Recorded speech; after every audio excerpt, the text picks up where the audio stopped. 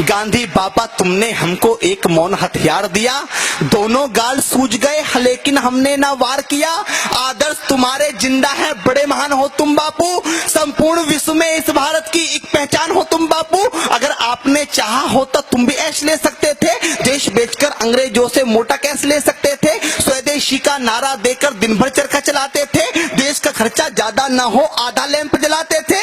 आधी आजादी का बापू तुमको ही हकदार कहूंगा, कोई विरोधी तेरा होगा मैं उसको गद्दार कहूंगा। लेकिन देश के बंटवारे पर बापू गुस्सा तन जाता है।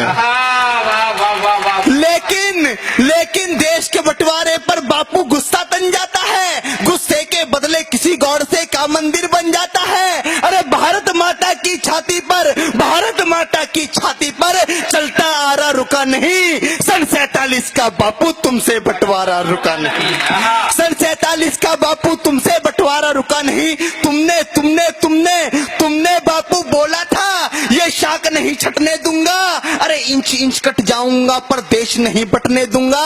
अरे चंदा सूरज धरती अंबर, चंदा सूरज धरती अंबर सारे ही शर्मिंदा थे, जिस दिन देश बटा बापू उस दिन तुम भी जिंदा थे। चंदा सूरज धरती अंबर सारे ही शर्मिंदा थे, जिस दिन देश बटा बापू उस दिन तुम भी जिंदा थे।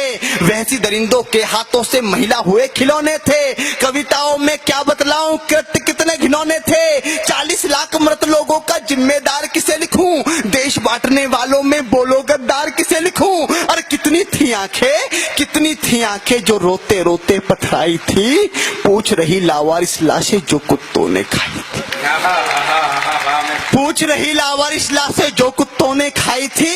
हिंदुस्तान की माटी का परिवेश अधर में छोड़ दिया।